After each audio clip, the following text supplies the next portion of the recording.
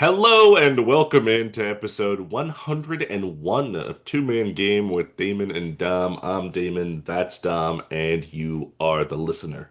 Please remember to like, comment, and subscribe if you're listening on YouTube, on Spotify. Leave 5 stars. Eventually, I'll manage to put this podcast on Apple Podcast one day when I remember to do it.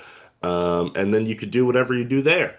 But it is January 18th, Sunday, daytime, which is not the usual space for us. But if you have listened to the recent 22-man game episode, you will know that I had the flu.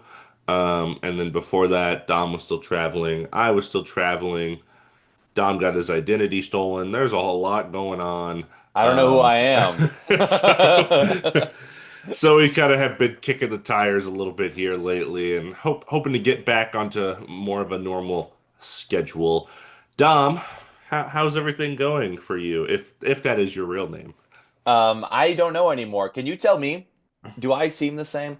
I am it was a very rocky week because of some personal things, but everything is all have all has all worked out, which I'm happy to say. I'm glad you're feeling better. I know we were texting about maybe potting earlier in the week, and you said, yeah, so I can't move and I'm in bed. And I was like, okay, maybe we just don't do it this time. No, Uh, but it's been a little bit of a strange beginning to the new year, but I was able to go to a Lakers game last week. I was surprised to see tickets a lot cheaper than you'd expect. mhm. And I know Austin Reeves is out, but it looked like Luka and LeBron were playing, and I have to see them live playing together before, LeBron retires and all that. And I know there were a lot of rumors flying around because of that 23 years patch. I don't know if you Yes, yes. yeah. So I've had a ton of people texting me like, "Oh, he's retiring. He's gonna retire." It's like, no, he's not. It's gonna be next year because they're gonna announce it. They want to like milk the money from like him. For They basically sure. want to sell it every last game next season for him. So yeah, but it was. I wish the game went differently, but it was really nice. It was the closest I've been at a game too. But I'll talk about that later. But I'm doing all right. I'm glad you're feeling better. How are you doing? Yeah, I mean, I can't complain too much nowadays. Most of the symptoms have gone away. There's still a little bit of I gotta clear my throat every now and then. I still get a little bit of temperature fluctuation, but that's just how it goes. And yeah, watching football. I got football pulled up on my screen over here. Playoffs going on for that. So this is a big time of year for us. So we got playoffs in one sport. We're about to hit mid-season All-Star break for the other, which is what we're going to talk about today. Hmm. Um, but first, we got some news, some just the main things that have happened since our last podcast. I had some minor injuries here and there. I was like, I'm gonna put that on the side. We don't. Everyone doesn't need to know that Derrick Jones Jr. sprained his MCL again. I'm not. Actually, I will talk about that. So he's he sprained his MCL against the Celtics and was out for 6 weeks. And he came back against the Celtics and then sprained his MCL again against the Celtics and was out for like 6 more weeks, which I thought was Ah, I insane. love I love the NBA. But there are a lot of things like that, little knick-knack things here and there. But let's just Yeah. hit the big stuff, starting with Trae Young, no longer in Atlanta. This is now, a couple of weeks have gone by since then, but Trae Young was traded to the Washington Wizards for CJ McCollum and Corey Kispert. Dom, what was your kind of gut check, reaction to this news when it came through to you? When Trae Young's agent called you to let you know that he was getting moved, how did you feel? The first thing I said is at least like Atlanta's gonna get some picks. And I said, "Oh no, sorry, I no picks." I said, "Oh, okay, for sure, for sure." No, first I was thinking, about the Trae Young time in Atlanta, and it was fun. Like it had its time, especially when they went to the Eastern Conference Finals. Like that was a really good run, and but it was not surprising. I knew it was coming up. The Wizards were maybe a little bit of a surprise destination, but I like him in Washington because he's still on the younger side, and maybe that definitely raises their floor. And then, you keep drafting really well and building around that. And, you have a solid team in like a couple years, and Trae Young will still, be like 29, 30. Like he's not going to be old yet or anything. So I like this move. It also just, you're getting rid of an expiring contract in CJ McCollum, which is he's a really good NBA player and doesn't really fit that timeline for the Wizards. And I always thought Corey Kispert was underrated and another team should just kind of pick him up at some point, like trade for him. I was kind of like Lakers should because he's a shooter. It's like we need that. I think that would be like an underrated person to get. And you know what? The Hawks getting him makes a lot of sense because they need shooting. So I like it from that standpoint. I think Atlanta should have tried to get at least a pick or two, and not saying like a super valuable pick, but just something. But I kind of liked it for the Hawks. I know they've kind of been in a weird place since the trade, and I don't think has Trae Young played for the Wizards yet. I don't think I've seen He anything has not played for the Wizards, and they actually announced he'll be shut down until after the All-Star break, which is still a couple of weeks away. So, because he was injured which anyways, right? So he it was makes injured, and there's a little bit of talk of like, oh yeah, we want him to like really grow our young guys, help them, play yeah. make and stuff like that. But so far that has not been the case because I think what could be kind of a nagging thing is becoming like a oh secretly like we want to tank a little more, so like he's not gonna play yet kind of deal. Yeah, which I get. I don't think there's any rush. Like, I definitely let the young guys keep playing and get them more experience. There's no reason to rush Trae Young coming back. He's already not like qualifying for any. He's missed too many games already to qualify for the All-Stars or any awards. So that was my initial reaction. I just think the Atlanta could have gotten maybe some picks, but besides that, I kind of like the fit for both sides. What do you think though? Yeah, I mean I agree in hearing the original trade package, it's like, wow, that's not a lot of value for a guy that has made multiple All-Star teams. Certainly as a floor raiser for teams, I think, he can bring your team to relative competence, like the play-in is where it has been in the Eastern Conference for the Hawks in the last several years.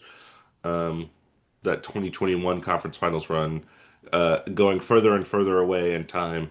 And I think just the things that put a damper in his trade value this year, the Hawks earlier in the season when Trae Young was out were playing phenomenally without him, especially on the defensive side of the ball, which everyone knows is kind of the big issue with his game, not being a great defender, undersized, not even putting the effort in necessarily, etc. And then when he came back, they didn't look as good. So that puts a hamper in his value for sure.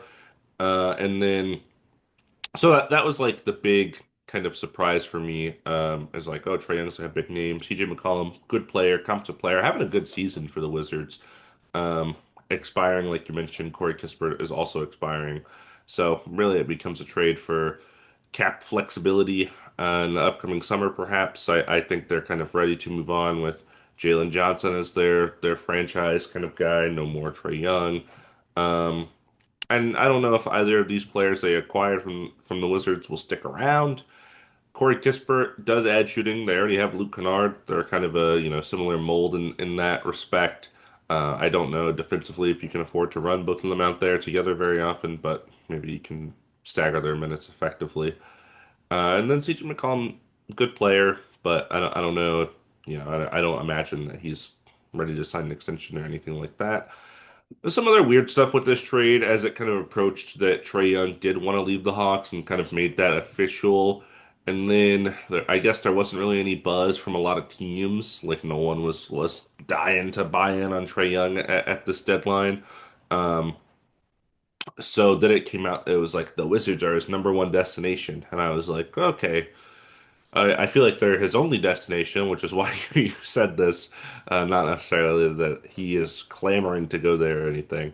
So it just feels like maybe the Hawks waited a year too long, or maybe they should have done it this past off season, and kind of got more value for him because now this feels pretty low in the value department. Yeah. Um, but they still have their pick. They still have the Pelicans pick from the Derek Queen trade that we'll mention, I'm sure, as we approach this upcoming draft. And then for the Wizards, something that is important to note, because I mentioned maybe they're still trying to tank. I believe their pick is top eight protected to the Thunder. So I think if they accidentally play too well. They're or maybe Then it's the Jazz. Maybe it's the Jazz that have to pick the Thunder. And this pick goes somewhere else. I can't remember, but yeah, if they play a little too well, they'll lose their pick. So that's such a crazy stipulation. Like understanding like when it's protected is like you have to be in this top or you lose it. It's crazy. Such an interesting thing with picks and trades and stipulations like that. Anywho, but yeah, no, I think so too. I think if Trae Young maybe they did over the offseason would have gotten a little bit more. But even then, like it's not that bad of a package when you look at it. I mean, CJ McCollum scored 50 this year, like he's a good yeah, player. But definitely, when you look at other trade packages for other players of all-star caliber, it really doesn't fit. So, but I like it for both teams. I think um it made sense in the law in this aspect. So I am kind of excited to see what the Wizards kind of look like next year and what the Hawks do with that cap flexibility. yeah. And there were talks too. We should mention about the Hawks, and we're going to talk about this player in a little bit, wanting to immediately take some of the pieces for this trade and moving it for an Anthony Davis deal. There's a lot of talks about that, but that has kind of halted as Anthony Davis dealing with injuries. And we'll get into that in a second. But before we do that, I wanted to talk about another guard who seems to be on the way out and maybe will be moved before the trade deadline, and that is Ja Morant. He and the Grizzlies have had a lot of conversations about parting ways. Several teams have reached out, but the thing with Ja Morant, the context that matters here, obviously we had the off the court stuff with the guns and social media and things like that in the past. This year, I think we talked about it. There was this suspension that he got because their coach tried to kind of hold him accountable in the locker room for the way he was holding himself, and he reacted negatively to that. Yeah. Uh, so the off the court stuff kind of seems to persist. And then when he's been on the court this year, he hasn't been, Ja Morant that you would think of in the past several years. He has not been all-star caliber, all NBA caliber, anything really close. I think the athleticism that people often associate with him, attacking the rim, things like that, just haven't been there. It's been a lot of mid-range jumpers, been relatively inefficient shooting. So I don't know, you know, bouncing off the Trae Young thing with his value kind of declining before this trade. I imagine John Morant's trade value is pretty low. The teams I've seen, the Timberwolves, the Raptors, a couple of other kind of random teams here and there about acquiring him. I don't really know, like what would you give for John Morant at this point, Dom, if you were one of these teams trying to looking for some lead guard play? Yeah, it's tough because I was trying to think of a team where he belongs, but I think the off the courts, all of the kind of antics of, there was footage of him arguing on the court during practice with Vince Williams a couple days ago. It's like, Yeah. why that is none of this stuff is helping, and I don't think he really doesn't seem like he cares about that. He's just, I'm gonna be who I am, and I respect that to a certain extent, but also like, if you want to play basketball and play winning basketball, that doesn't help. You got to leave attitude at the door when you come in, like it's your job.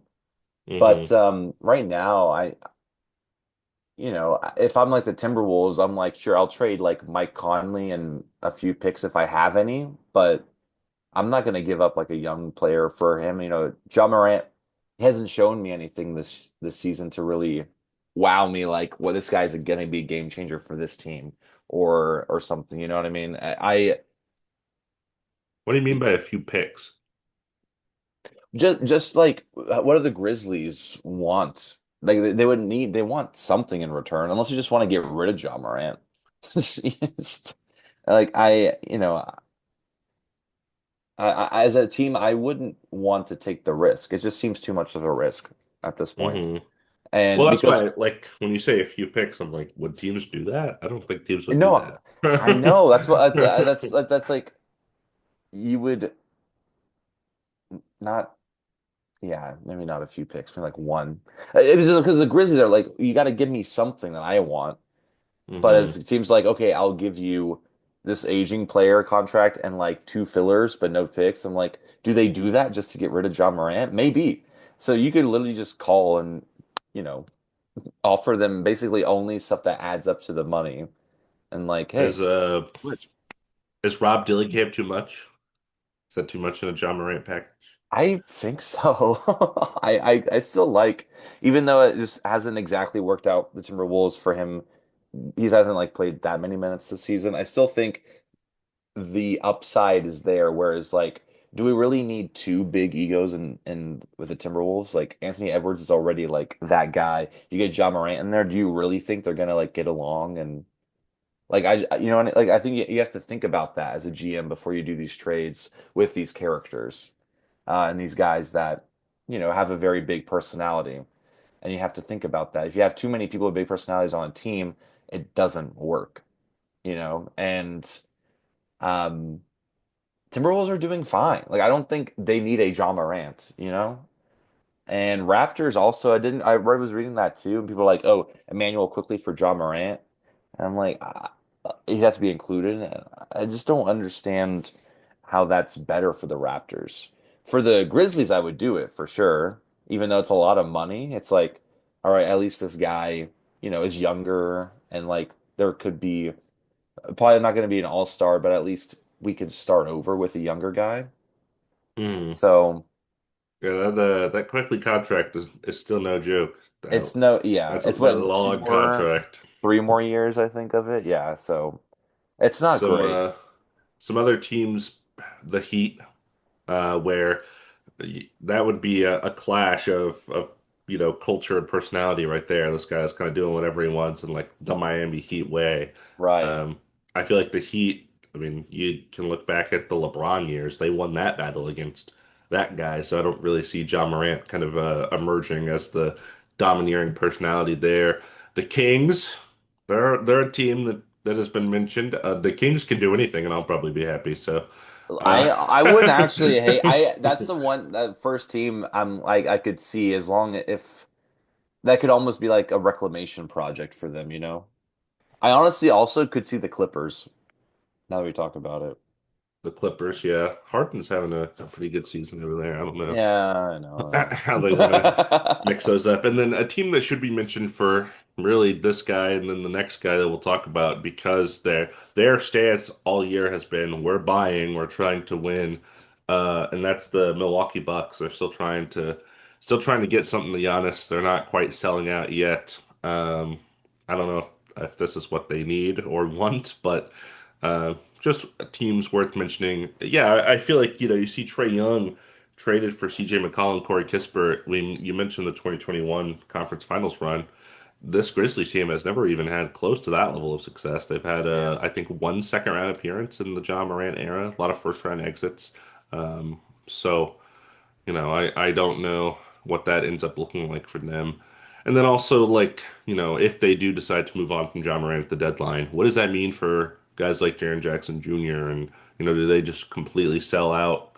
They trade him as well and just go the young route and kind of restart? I'm not sure.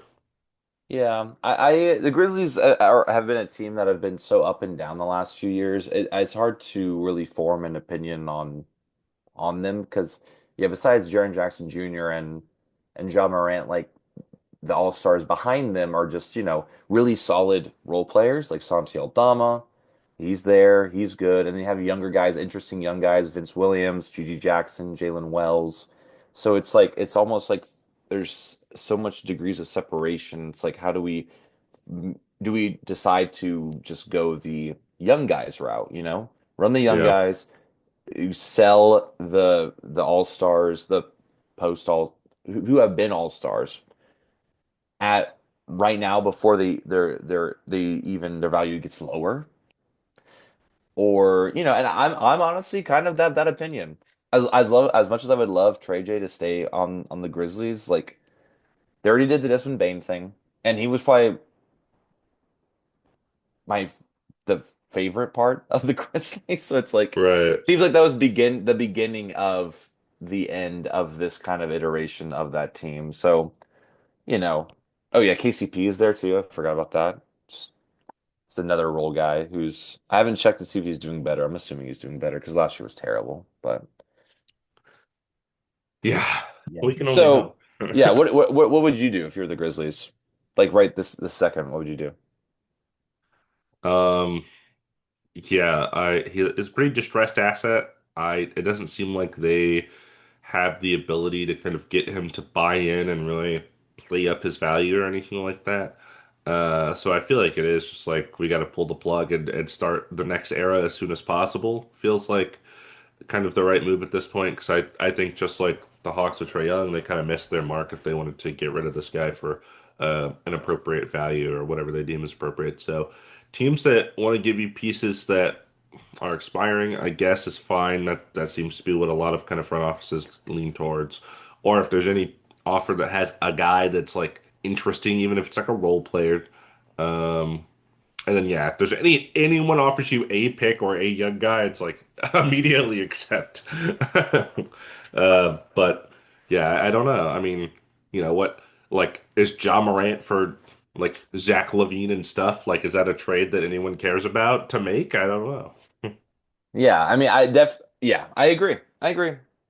I think that's a good point. So I guess we'll see. But I'm of the opinion too that I think it's better to just do it now.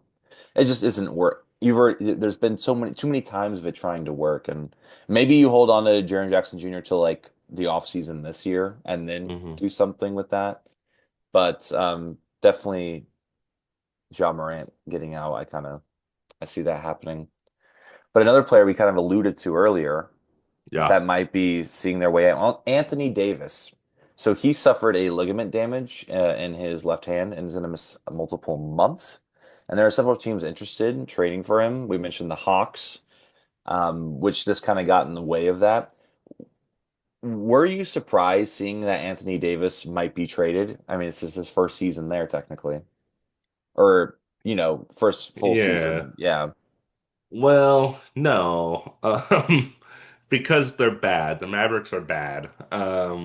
They are not a good team anymore, unfortunately.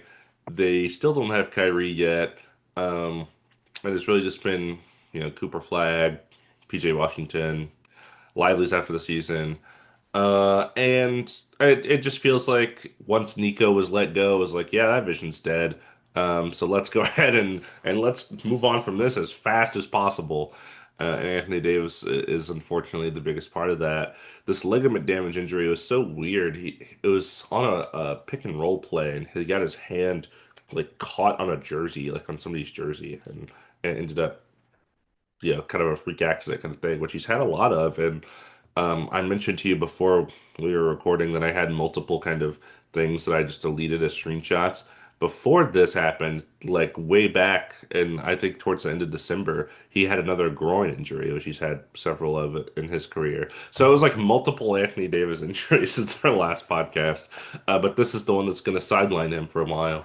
And Shams posted something like this is basically the end of his Maverick season, but basically the idea is I think he and his team wants to go to a contender, which the Mavericks are not.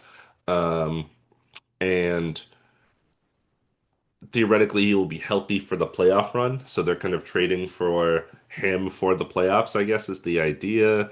Mm. And the couple of teams that were mentioned, the Hawks, I don't really think they're a contender, but they were mentioned. The Bucks again mentioned you'd have to do like Miles Turner and some other stuff. AD and Giannis would be crazy.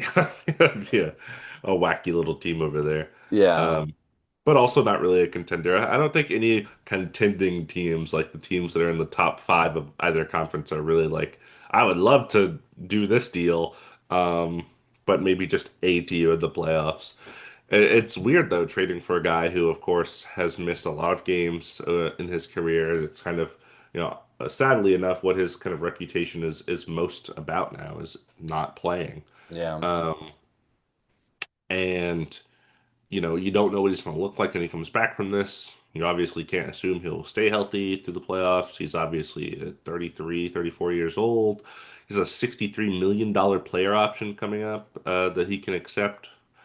And if he doesn't, I think the reason would be because this is the other part of the thing, is he wants to go somewhere where they'll extend him, which I Yeah. don't think the Mavericks want to. So he wants like a long-term extension. I can't like if I'm a team as talented as Anthony Davis is as a player, I can't trade for 33-year-old oft injured star and then extend him before he even plays a minute of Yeah. basketball for us. So, yeah, I don't know. I'm interested to see kind of where this saga lies. It's unfortunate, I think, for the Mavericks, and that the post Luka trade has already kind of reared its ugly head. Yeah. Um, I think everyone thought it was going to happen as soon as it happened, but this is we're not even a season after yet. So this is crazy. Yeah, it's tough too because I think the Mavericks, if everyone's healthy on this team, Kyrie there, AD, Lively, Gafford, PJ Washington, like this is a good team. But they really haven't been able to fulfill that potential because of all these injuries and whatnot. And, I kind of hate to see them give up on it so quickly. It's only been a little bit, not even a year technically since the trade, because the trade Right. was, I believe, on like the 31st of January last year. So to give up on it already so quickly just because of like injury stuff, I feel like is a disservice to the players, but I also get it because as I cannot imagine the pressure you feel in Dallas running this team that, you trade away generational talent, one of the best players in the league, top three MVP voting right now, and this is what happens, So I get you want to almost like erase like it never happened. You just get Andy Davis off the roster. He never Yeah, was yeah. here. So I can We just see got an Max argument. Christie now, baby. Let's go. Yeah, oh, let's run it back. Hey, double zero, double zero, double zo. Gotta love it. And I actually got a Max Christie basketball card at the game. Anyways, Nice. neither here nor there. But At the Lakers Hornets game. well, Awesome. I bought a packet because they have the basketball cards in the store. I was like, yeah, I'll buy it. I also bought a Doncic keychain because I needed something Luca with the Lakers on it. And I was Yeah. not going to buy a plushie. Oh my God, those looked nothing like him. It's like, looked so bad. Those You were could have just awesome. literally changed the jersey to Austin Reeves and it looked like the exact same person. It's like, um, anyway, so I hate to, I saw these reports and I hated to like read it because I was like, give AD a chance because I know how good he can be because I watched it for so many years on the Lakers, but also, this year, as injured as he is, like has been just so much more than like I remember recently. So maybe that's a good thing just to kind of like get off the contract, get off that. Yeah. If he also wants to leave, then it works out for both. You know what I mean? Like it would suck if he's like, actually, I kind of love Dallas. I want to play here, and they're like, oh, we don't. So I, I should mention in the Hawks deal, which was the like most popular one, the two things the Pelicans, that's crazy. The Hawks would have had to give up, or one of the two things, Zachary Risachet, number one overall pick a couple years ago, not having a fantastic season, but still young, developing player, or the Pelicans pick. That's where the Pelicans came from in my brain. yeah, That unprotected pick for the Derek Queen thing, which is a huge asset because this draft upcoming is supposed to be pretty stacked, and the Pelicans are still god awful. So there's that, and then the player wise for contract and stuff, which wouldn't be horrible for the Hawks to do because it's another player that doesn't play. Porzingis back to Dallas would be the big guy at the big contract that they would have to give up. So like from that perspective, I don't hate giving up Porzingis for AD because like that guy yeah, doesn't play either. It's just do you really want to give up one of your two like big assets? Is it worth it? That I'm not sure. The Raptors also somehow linked to AD, which I think the part that makes the most sense to me because I expressed that I didn't like this contract when it happened was the Jakob Poeltl yeah. I knew you were gonna say extension. that. Yeah, The 25 million a year for the next 4 years is a lot. Um, so if it's him and I don't know if yeah, it's like you decide like quickly Barrett. I don't think they'll trade Brandon Ingram or Scotty Barnes. I think they're both having probably too good yeah, of seasons. Um, but yeah, what's the end goal of that? And the Raptors are the four seed right now. So like if they're like this is what we need to boost us over the top, I guess. But yeah, yeah. it's weird. I wouldn't hate 80 in Toronto because I do think they need like another big man there for sure, and especially if he can space, that will help them a lot. even though he hasn't been shooting as well. I still think you have to respect the shot from AD. But I just don't understand Pirtle and Dallas because then you have three of the same guy. You have a Gafford, Pirtle, and Levy. They all do basically the exact same thing. So it's like why that doesn't make sense to me Did he, unless you did move on he, from Gafford, which I get.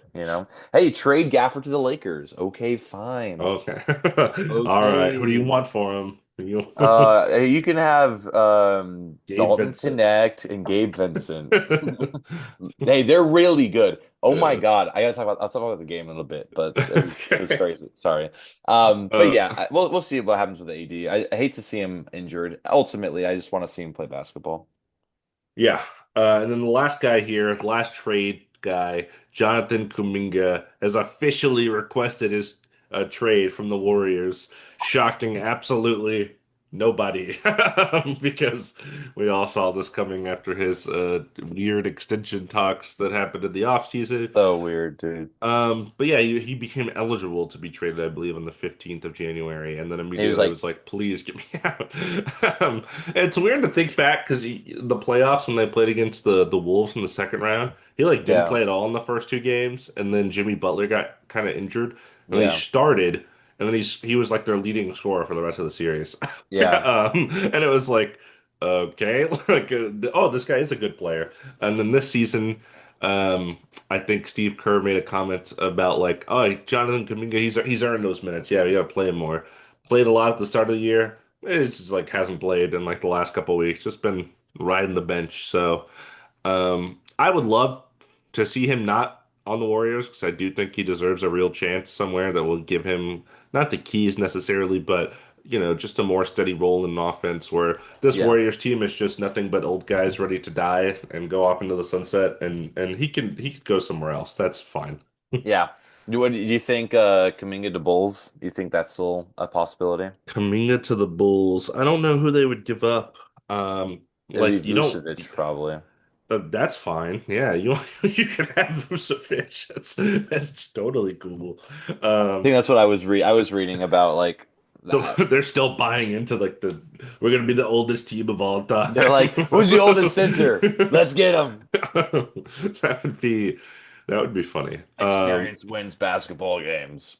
Yeah, 'cause at this point, I don't even know what the Warriors want. Like, I feel like his value as a player is probably still there because when he plays, you Yeah, see it. Like, you see the he's like a flashes microwave for sure. Yeah, good stuff. It's just the Warriors don't want to, I guess. Um, and yeah, I don't know. I don't know what they want. I don't know what they want to receive for him. yeah. I I wonder if it's just one of those things too. Like, let's just get someone who can fill a role in this team, like a shooter or a defender, and like we'll just say, hey, like, thanks for your time here. Go. You know what I mean? Like, I Yeah. don't think they have to necessarily unless they're kind of greedy, but I don't see that for them. I think as long as they find someone who can fit alongside Steph and Draymond and Jimmy, then like they'll just do it. So it's just all about the right person team reaching out and stuff. So we'll see. This was funny. Dennis Schroeder suspended for 3 games for seeking Luka Doncic to fight him after the game on December 28th. Yeah, I was it December 28th? I thought it was more recent than that. No, the suspension just came out recently, but that was the game in question that it was Ah, I about. see. Yeah, It took so them like 2 weeks to issue anything that this even occurred. yeah, so I during the game, so Lakers beat the Kings this game, but then they played later and the Kings won. But neither here nor there. But during this game, Luka was like trash talking Yeah. as he does, and he was saying a lot to Dennis Schroeder, like should have signed should have signed the extension, 2 for 80 mil or 4 for 80 mil, should have done that. And he just kept the whole game basically saying that. And you could see like they're like shooting free throws, and Dennis Schroeder just does not stop like basically talking back at him and everything. And yeah, afterwards he was trying to fight him. So pretty sick. I saw a post on Instagram where I think Shams worded it as like he attempted to strike another player or something like that, and Dennis Schroeder commented on it and put attempting in quotes and then like the eye emoji next to it. So so maybe he did hit him. And then Luca was sad about it and told somebody. I don't know. Yeah, I don't know. That stuff is always so, what happens on the court and trash talking is very much part of the game. And everyone in the NBA knows that. When you make it physical like that, that's always uncalled for, I think. Um, I don't know. He should have signed that extension. Luca's like was trying to help you. Don't He say goes, that. This should "Oh do. He's gonna man, come fight you. He's gonna. wait, who on what podcast said what? I'm gonna attempt to fight him outside the. Yeah, I think that all that stuff is a little like that is like kind of toxic macho BS. I kind of hate. It's like I have to fight. We have to fight now because you said that. It's like, or you just try to win the game. Like You could do that. That's that's what I possible. that's what I like about basketball is that you kind of let the game talk for you. But yeah, interesting that he got suspended for 3 games. I read that and I was like, I thought there would be a fine, not a suspension, but. Well, when they get suspended, they don't play, so they don't make those game salaries. So it's kind of like a fine too, I guess. Yeah, and then you have to wonder if it was anyone else, would it is it only because it was against Luca? Would it if it was against like Jared Vanderbilt, would they have said anything? Who knows? Who knows? So it's just kind of weird like that. But hey, you know what? Let's talk about the Lakers real quick. We mentioned the Lakers. Let's talk about them real quick. Let's do I'm it. not super optimistic from what I've seen the last couple of games. They're 24 and 16, sixth seed now. They have slipped down a little bit. Still out of the play-in, but there are a lot of teams kind of right in that middle part of the Blazers are surging right now. The Warriors are right there. The Suns are right there. Rockets are right there as well, and at the fifth seed. So it's just there is like a log jam right kind of in the middle of the Yeah. Western Conference right now, and they're 4 of 6 in the last 10. They lost last night to the Blazers without Deni Avdija. Mm, Okay, lost by 16. Bad. I went to the Hornets game on Thursday the 15th, which was really fun. So it was the closest I ever sat at a game. So crypto is like 3 levels, 300, 200, 100, and we got seats in the 200 level for $70. It's like yeah, that's good really good. stuff. And I loved it because in the 300 level, like no one really is like people will clap and stuff, but no one's like yelling and cheering and stuff. But oh my Mm, God, everyone around me was just like yelling and screaming and like getting up and like, and I was too because you can like feed off of that energy. It was like yeah, for amazing. It was sure. such a great experience. I loved every time Miles Bridges was mentioned or caught the ball, everyone just booed the hell out of him. Let's I loved it. go. Very ethical. Very, I was like, everyone's on the I same didn't page. realize LA fans were so ethical. We're so Okay. ethical. I loved it. And it was funny when LaMelo was in the starting lineup, he got a cheer from the crowd. I was like, I guess he's from like the LA area and people like LaMelo. And we're not going to talk about that, but God, he had a great game. I hate to say it, but um he really did. He could not miss. He was like nine. I remember he made 9 threes.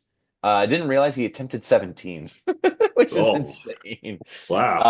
But he could Yeah, not miss towards that's the still end. above 50%. That's good Yeah, stuff. they just like let him. The Lakers defense was just so sloppy, and I hated to see that. And I think that's what's been happening the last couple of games. Lakers did blow out the Hawks. They lost to the Kings. They beat the Bucks. They lost the blowout loss to the Spurs. They beat the Pelicans easily. Beat the Grizzlies easily. Beat the Grizzlies twice actually. Pistons blew them out. It's just like they're beating teams that are bad and also lose. Like they should have beat the Hornets because they came out they were on fire. Like in the first quarter, we were up by like 12. Mm, Second quarter, still up by like 8, and then third quarter comes around, and then the Hornets are up by 10 by the end. I'm like, what? Like it just becomes sloppy and lazy and tired. And I was talking with my friend there, like they lose to younger teams. mm, And I don't know if it's just because they're like not athletic enough or like can't keep up with them like for like all 4 quarters or something, but that effort just goes away at some point and they really got to fix that. I know JJ Redick is very could see him very animated toward the end of the mm. game, just like, losing his shit. Blowout loss to the Rockets as well. So like we're like getting blown out by good teams. Lost to the Suns, lost to the Clippers. I mean, it's just like a lot of these games we should have won. Yeah. And we're letting them go, and we're gonna look back in like March and April, be like, if we would have won those games back then when we should have, especially when people are out, like with the Blazers, it just unfortunate. I don't know exactly how to fix it either. Like, I don't think we need to trade people or anything. I think it just needs to be like an attitude and effort thing. Um, but yeah, so that's the Lakers. They are in a strange place right now. Like I'm sure they'll find a way to be in the play-in or like in the bottom of like in the playoffs. But like I don't know, seeing this effort, I don't know how it'll translate in the playoffs to get going further, you know? That being said, Luca is just balling out. My God, he's playing so well. Um, Not as well on defense, but he's playing amazingly on offense. It was electric to see it live and to see him and LeBron like pass the ball to each other. It definitely was a like dream come true to see that in person. So I'm glad I went to the game. Should have been a win, but can't win them all. Tell me about the Houston Rockets, if you dare. Well, I'll tell you about the Rockets. We are 24 and 15, the fifth seed, half a game above your Los Angeles Lakers. Like you said, we're right there vying for a spot. We were in the seventh seed a couple days ago, and I was like, why are we in the play? And what on earth is happening? It seems as if at the moment the Thunder, Nuggets, Spurs, and Timberwolves have kind of they feel like they've been the four most consistent and best teams in the NBA. So that makes sense. And then yeah, it's Rockets, Lakers, Suns are kind of the next three that have been jostling around in the order. Warriors and Blazers still a little bit below. In our last 13 games, because that's how many we played since the last episode, 7-6. But we have some bad losses too.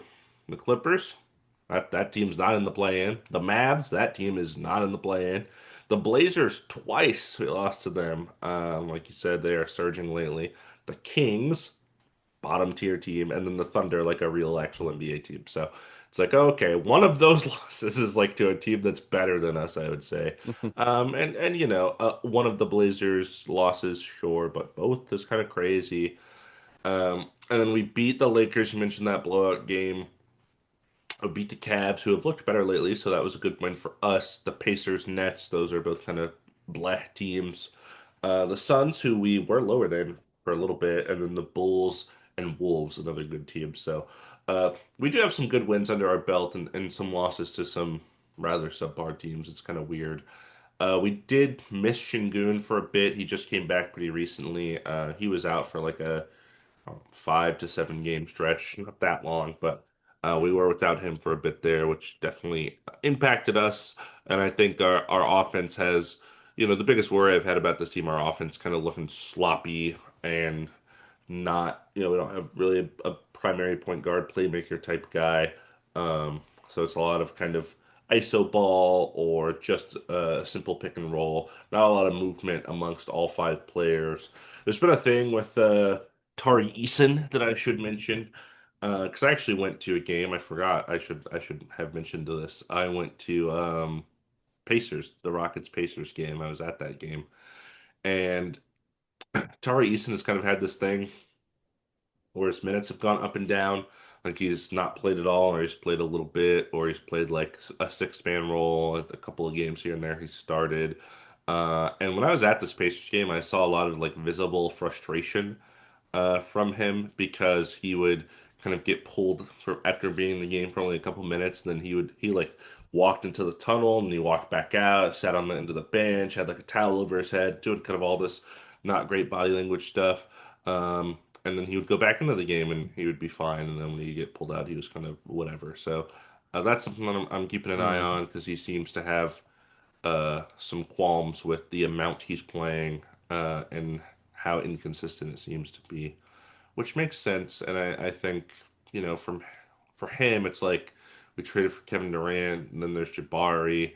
Uh, so there's kind of these other wing guys above him in the pecking order, meaning that he's not getting as much run. So I understand the frustration he seems to be feeling Yeah. at the moment. But I hope it doesn't kind of, become like a negative attitude thing for him and his entire Rocket stint, and then, you know, kind of spread to the other players as well.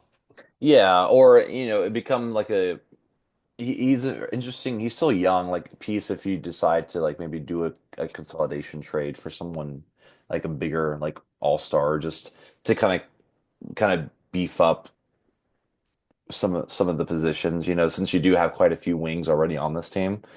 You hate to see the frustration, especially from someone as good as him.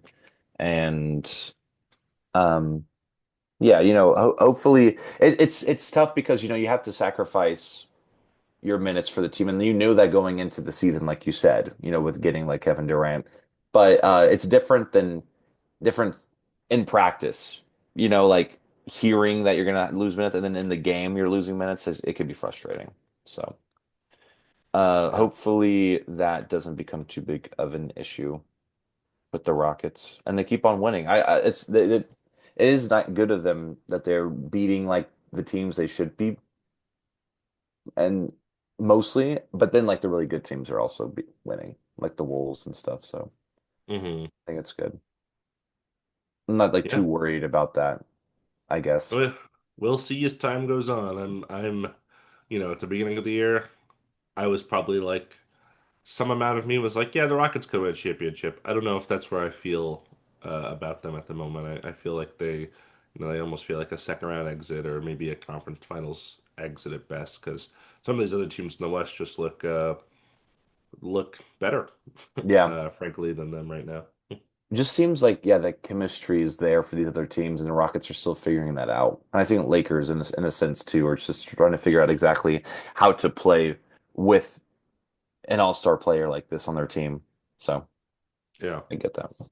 So Speaking of all-star players, yeah, hey, you know what? I brought up all-stars. Let's talk let's all-stars. talk all-stars. So let me go over the differences because there's always differences in this Please, please. godforsaken thing.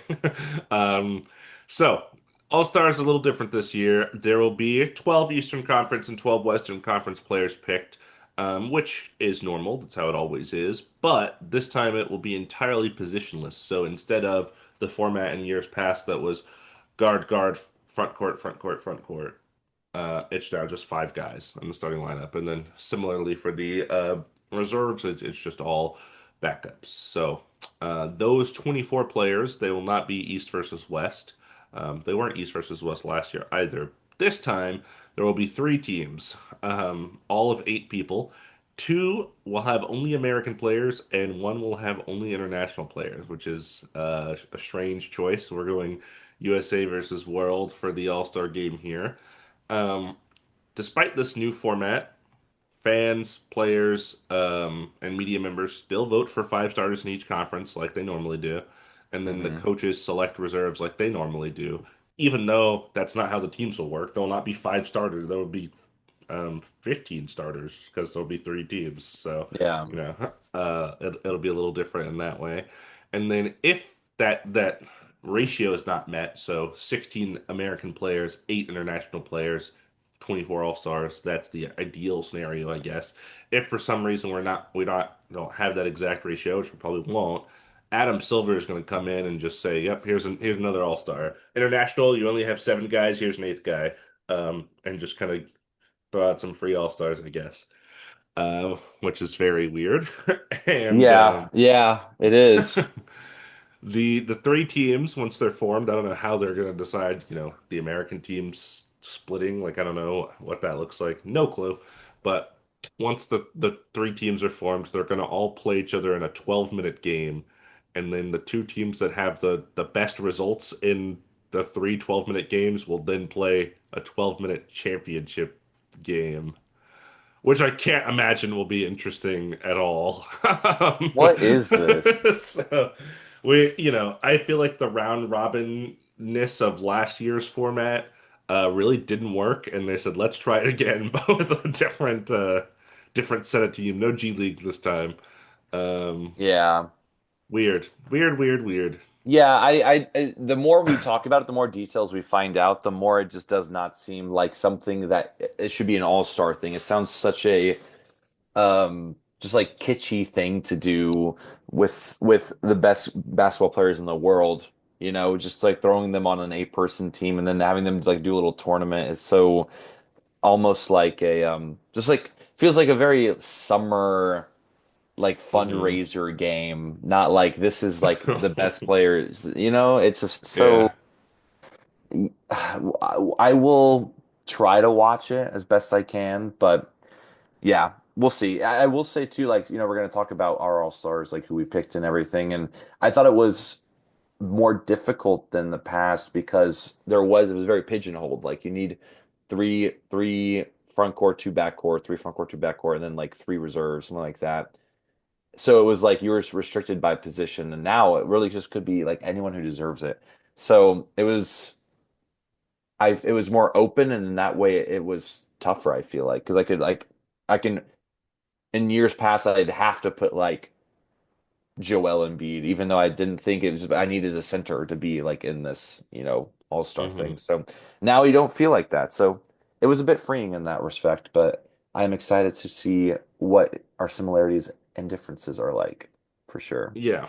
And then I do have the most recent fan voting here, fan returns, and the more I like, we got into this, I kind of don't really care about this. I would rather, I think, just talk about our all stars. But Mhm. are there any names on here that really catch your eye in the top 20? Because it's not guards and front courts, it's just top 20 fan voted guys in here. Is there anyone that's kind of surprising to you, or maybe where they are is surprising to you? Yeah, definitely Denny Avdia being as high as he is was surprising. Yeah. I think deserved so, but it was like above LeBron James, you Yeah. know? Kind of crazy to see that and Kevin Durant too. So like congrats to him. Austin Reeves making it. Like I knew there was a big push for that, so I love to see that. And Yeah, then I also think like his injury will unfortunately probably keep him yeah, out, that's but that's kind of how I took it. You know, weird to see Cooper Flag, 12 seeded teams, people know his name. Devin Booker should be higher. Is this a couple Stephon Castle being there is actually really cool. I love to yeah. see that. And then on like the east side, like Michael Porter Jr., I like laughed out loud. It's just like he's having a good season, but like they're like the second worst team in the league. So, and then Pascal Siakam, like I love him, but he's on the worst team in the league right now. Um, OG being there is kind of fun. Yeah, I didn't think anyone was like undeservedly so. Like I think there's an argument for everyone on this list. Maybe positioning Hmm. was a little weird, but Yeah. and did I not anything you saw that I didn't mention? Mikhail Bridges, Josh Hart, this is just Knicks bias down at Yeah, 15, 16. Just being the New York players. OG Anunoby too, I didn't even see him right there. yeah. They're all like, okay, sure. And then LaMelo, ugh, yuck, yucky, yucky. I Um, wasn't surprised though. It's Yeah, yeah. we've seen this before, but yeah, I think you hit kind of all the other big surprises. But I'm more interested, Dom, in our All Stars, and to your point of um, it being positionless, so it's kind of interesting in that way. It kind of, it lined up nicely for me. I felt like when I hit that 12th guy, I was like, yeah, this feels good. Like the guys after him, I do feel like aren't as deserving, and I'll have a couple of honorable mentions, slash injury replacements, slash world American replacements, I guess. Smart. When we look at them at the end, to just names to bring up, but Mhm. there was no like I feel like in years past because of the position stranglehold, there was always a guy or two that I was like, this guy should definitely be an all-star, but like he's a guard and there's so many good guards, but I had to slip in, this subpar forward instead. Yeah. Um, so yeah, my starters for either side are just the five players that I thought deserved to be all stars the most, Hmm. and then the reserves are the other seven guys basically. And Okay. I like that. I will try to do that similarly as well. I kind of did. So we talked about this a little before. I ended up with 15 USA players and 9 world players. I think you ended up with the perfect ratio, right? I did it with 8 international, not trying to. Um, just kind of worked out that way, which is nice. Yeah, yeah. I mean, also didn't try to. I just counted at the end, and I was like, "Oh, okay, that's Yeah. actually a lot closer than I thought it may have ended up being." I really So, thought it was going to be way more international, honestly, because there are yeah, so for many. sure. Like the quality of international is so high. but maybe it really is like top heavy, compared Hmm. to American players. But yeah, how do you want to do this? You want to go West, East first? You want to give me your first person in the West? Okay. Or you want to go Yeah. from the back? You want to go from the back No, I think up? we should go from the top. I think we should go from the top. Okay. Yeah. Okay, cool. Um, I was trying to think. You said West. You want to do West first? We can do East, whatever you want. We should do East first because I think it's probably less interesting. Okay. It's In a fun. Okay, way, in a way, yeah, in yeah, a way, yeah, it's more interesting. for sure. Okay, tell me. So you want me to do one at a time? That's what you want?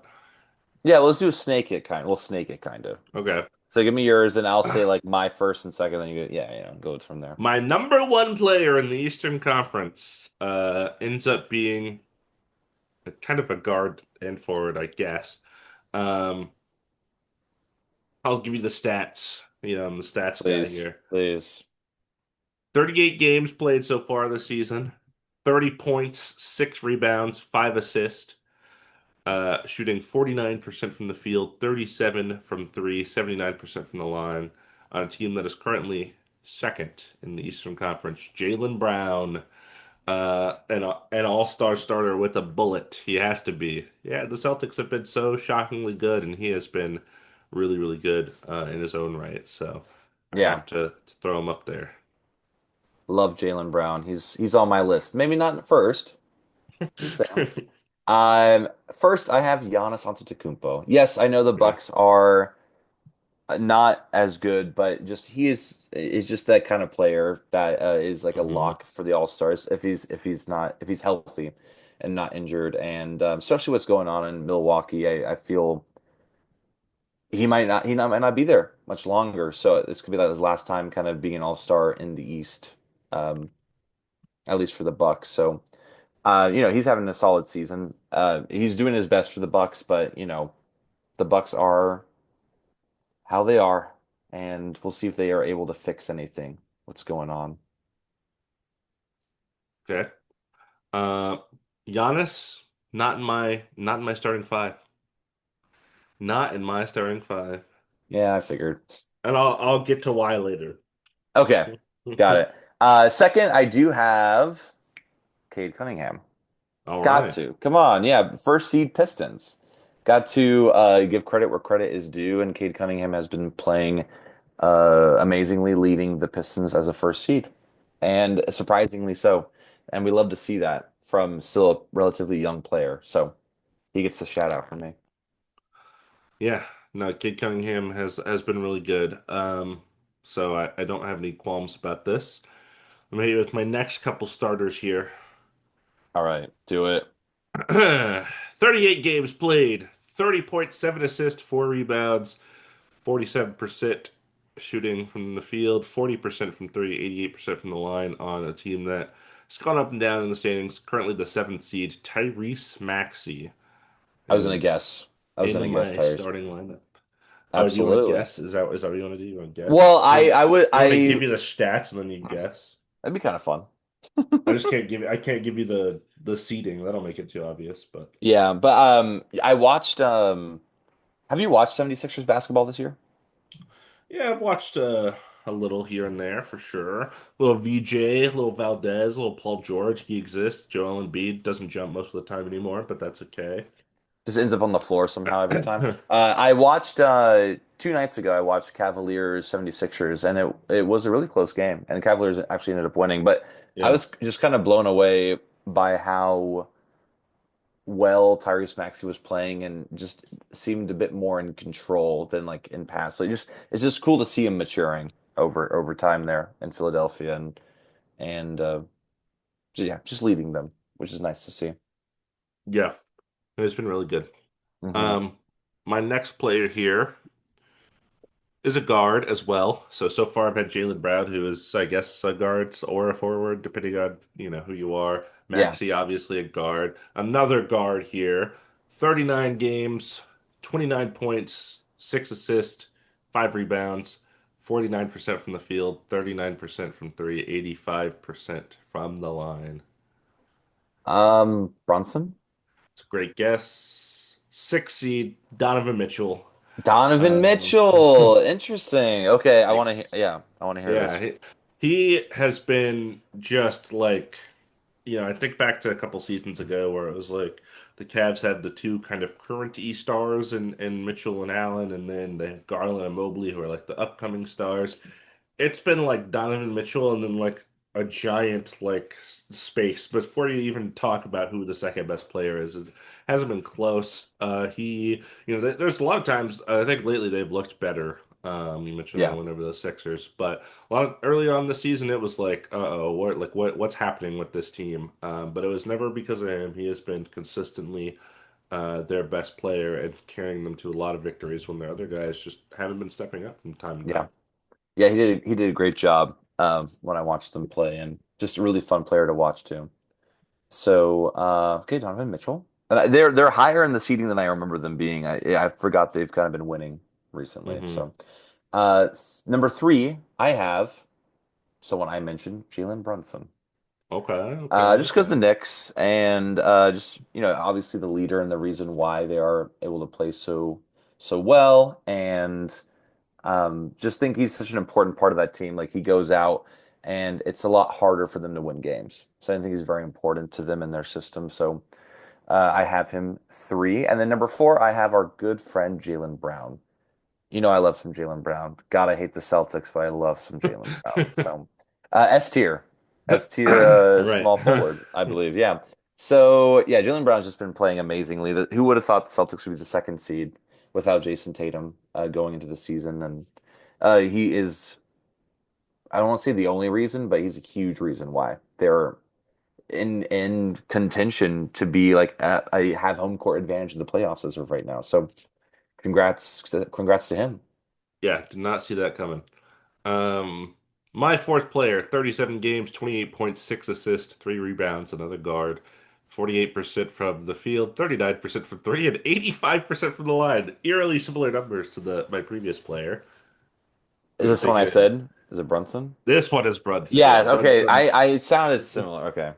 ends up as my fourth starter, so three guards and Jaylen Brown is what I have right now. And you're gonna like this. My fifth starter is a guard. Oh my God. I love 30, this. I love 35 games, 26 points, 10 assists, 6 rebounds, 46% from the field, 33% from three, which is not great, 83%. Dom, do you know who this is? that's Cade. Gotta be. That's Cade Cunningham on the number one seeded Yeah. Detroit Pistons. So, um, I guess you haven't mentioned Maxey or Donovan Mitchell, but you did have Brunson, Cade, and Jalen Brown. Your fifth starter, please. Fifth starter, Tyrese Maxey. Gotta Okay, say, so I love four it. for I love some five. Tyrese Maxey. Yeah. Um, yeah, I already mentioned it. I said I love his progression happening. I think it's well deserved. For the 76ers. And they're actually quite fun to watch too, which is Hmm. I love to see that for them. And then sixth seed, or not sixth seed, sorry, sixth Your in first guy line, off the bench. first guy Wait, off the let's bench. let's say this. So Okay, let's evaluate. Yeah, for so for no yacht. starters, for starters, I had zero world players, five USA players. You had one world player Yeah, and four USA players. So Eastern Conference starters very USA heavy, it yes, would seem. absolutely. Um, And but yeah, 4 or 5. I had Donovan Mitchell. You had Giannis, yeah. and then we had four. Four others were the same. Yeah. So on the same page, relatively. Mhm. I think Giannis. I still there's a little bit of a bias for me. I think just because of how good I know he is, and also he's a big man, and I'm still like in my head like starting lineup need to be a big guy, perhaps. Sixth though, I have Donovan Mitchell. God, I love watching some Spider. So I didn't have him higher because of the seeding. I thought it was a little bit lower, so maybe he deserves to be higher. But that's just where I when I was thinking through this is I'm out of like recently like games I've watched too. Like he's just really that team is on his back. Without him, they are lost for sure. And Darius Garland was also out yesterday. He hurt his big toe, was out for a couple of games, and then he hurt his other big toe. So very similar to the Somehow, Derrick Jones Jr. kind of thing, where it's like just somehow in hurting the same parts of your body. yeah. But yeah, No, I get so that. Do I go seventh or you're seventh now? Or you say My sixth and sixth. I'm yeah, in you my go sixth sixth. player. Please. This is a player we haven't been brought to the table yet. Okay. 40 games played, 23 points, 10 rebounds, 8 assists. Um, which those numbers were a little shocking to me. 51% from the field, 35 from three, 79% from the line. Gotta be Cat. It's not Cat. Okay. This goes to a player on the 10th seeded Atlanta Hawks, Jalen Johnson. Wow. Whoa, whoa. He's almost averaging a triple double. Yes, 10 rebounds and 8 assists is crazy. That is huge, huge round. That's awesome. I love to see that. Continue. Keep talking about Jalen Johnson. Yeah, Well no, deserved. I mean, he's been, we mentioned him earlier with the Trae Young stuff. He's been so good for them this season, especially when Trae Young was out, kind of keeping them afloat. I think the Hawks are having, a subpar season relative to everyone's expectations, all the way down at the 10 seed. I think people expected a jump this year, but he has been, a certified all-star for them. Yeah, So he has been really, really good. His numbers are great. He is there showing up every night, and just doing what he needs to do for them. So I've been very happy with his season so far. amazing. And then my seventh player, this is where I have Giannis. Hmm. The reason I have Giannis this low, and it was hard to figure out where to put him, he's only played 27 games up until this point, which is, almost 10 less than everybody else that I've mentioned already. So that games played kind of matters, but the stats are crazy: 29 points, 10 rebounds, 6 assists, shooting 65% from the field. 41% from three for Giannis. He's not shooting a ton of them, but Yeah, the 41% volume, but oh is my uh, God. is impressive nonetheless.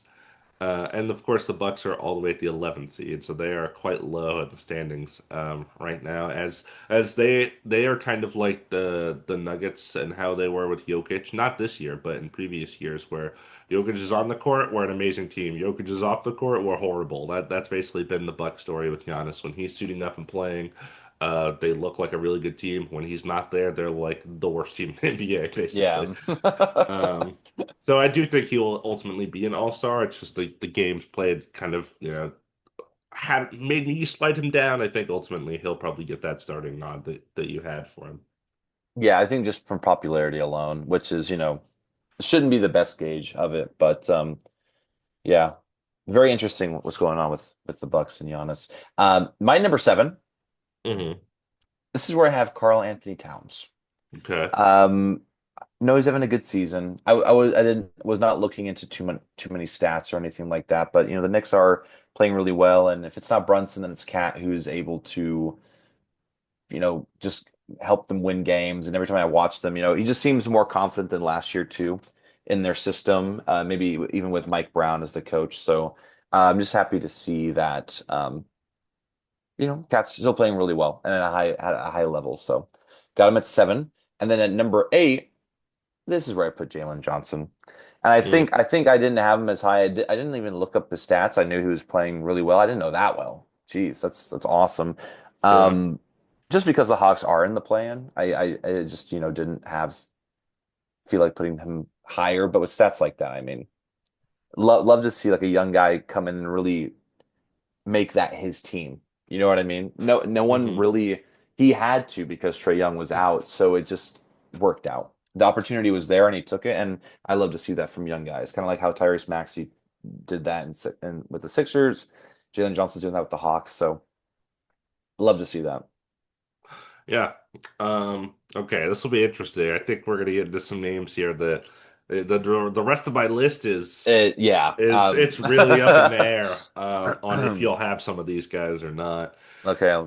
My next player, 32 games, 26 points, 8 rebounds, 3 assists, 49% from the field, 41% from three on like insane volume, and 84% from free throw line.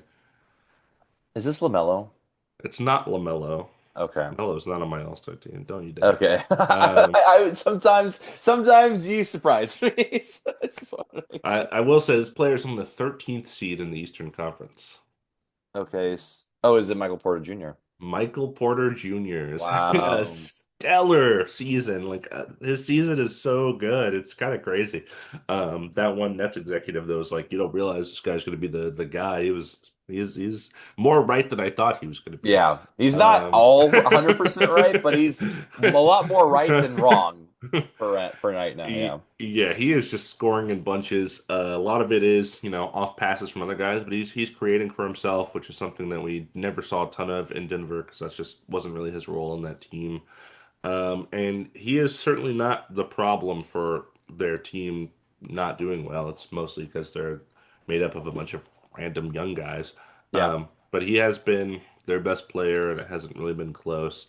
And I wanted to shout him out here because, as we continue to progress down this list, there's not a lot of guys that I thought I really left off. So I was okay with Michael Porter Jr. Being here all the way at number 8 for me. So there's still 4 guys below him on my All-Star team. Crazy. Uh, One of whom, my next player, got to give this guy the award for most games played on my All-Star team at 42. Um, but the stats are not that impressive. 20 points, which is probably the lowest point amount I have on for an All-Star. 8 rebounds, 6 assists. Those are pretty good numbers.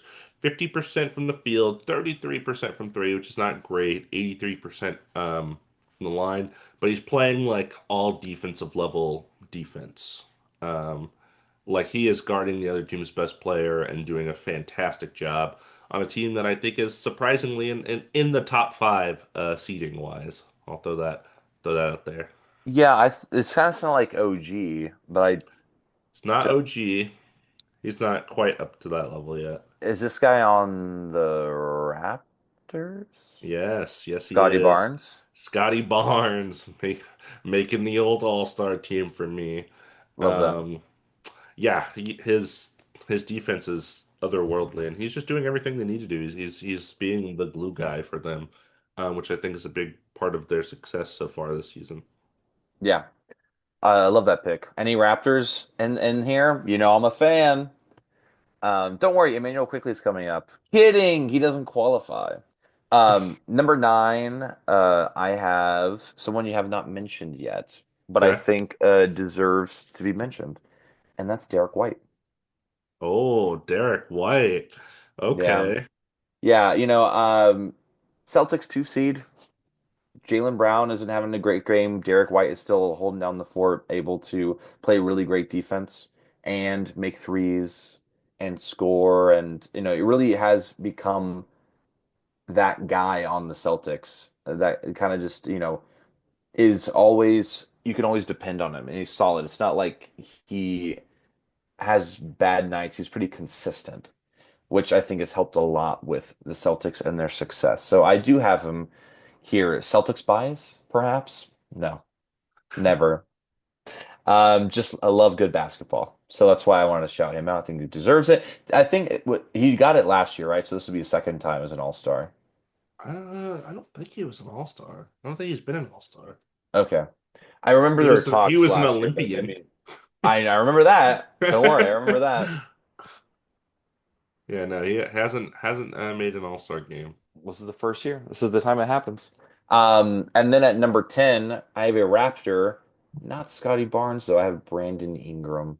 Yeah. Yeah, the kind of resurgence of him is, I think it's a narrative thing too, as well. Just, Raptors being the fourth seed and first season being there, really able to just elevate them with his scoring and whatnot, I think is a testament to the kind of player he is. So that's why I have him at number 10. Yeah, no, it's a great pick. I will say neither of those two players make my all-star team. I Hmm. just don't think the Raptors can have two. I have BI as one of my 3 honorable mentioned injury Yeah. replacement guys, because I do think he's having a great season. He's definitely been their best offensive player. Um, and I love that for him. I just kind of lean towards the defense and like the identity of Scotty Barnes, but either one being on the All-Star team would be a big success for them, of Yeah. course. Um, I didn't have Derek White. He was averaging like 18. I mean, they are the second seed, which is insane. So the argument that they should have 2 All-Stars is definitely there, and it would definitely be Derek White. So I don't hate that pick. He just didn't end up making my Yeah. team. ultimately, because I had guys that were on really bad teams making the All-Star game. Yeah. All right, Uh, like. like not on a really bad team, a middling team, let's say, but who Hmm. I think has easily been their best player this year. A guard, 36 games, 24 points, 4 rebounds, 3 assists, 49% from the field, 41% from three, which is obviously big, 85% from the line. Norman Powell. Norman Powell, he's Let's making it this go. year. He He's has making to. He it. has to. You didn't give it to him Please. last year. You got to give it to him this year. Oh my God.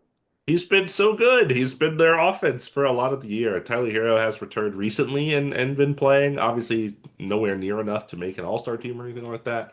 But Bam has had another kind of subpar offensive season. So I think Norm kind of takes the cake as their best player so far. So that's who I Yeah. would give uh, as an all-star in the Heat, who are currently the eight seed. But they've been fighting. They've been getting as high as six and then falling as down as low as like 10. Yeah. But And that's they beat the Thunder. Like they can beat really good teams. So yeah, for sure. Um, Next I have a player that you have already mentioned. 21 points, 12 rebounds, 3 assists, 47% from the field, 36 from three, 86 from the line. This is Cat Carl Anthony Towns. Um, 39 games. I don't know if I mentioned that number, but yeah, he's been their second best player for sure. I think this team is good enough to have a second All Star, and there wasn't anyone that I think again I had kind of not mentioned for some of the worst teams, um, or a team that needed another second All Star too. I have a guy in hmm mind that I'll talk about later, but he's definitely been good enough, I think, to kind of slide onto the bench for this All Star game here. hmm Yeah, makes sense. That was your number 11, That right? was that was my number that was my number 11. Yeah. I thought there were Yeah. 15 players, so I was like, that was my number 14. What do you mean? Oh my Yeah, that God. was my number 11. Gotcha. Number 11, I have someone we have not talked about yet. Yeah. And I know the season has not really gone the way exactly that this team wanted. But I have Paolo Banchero.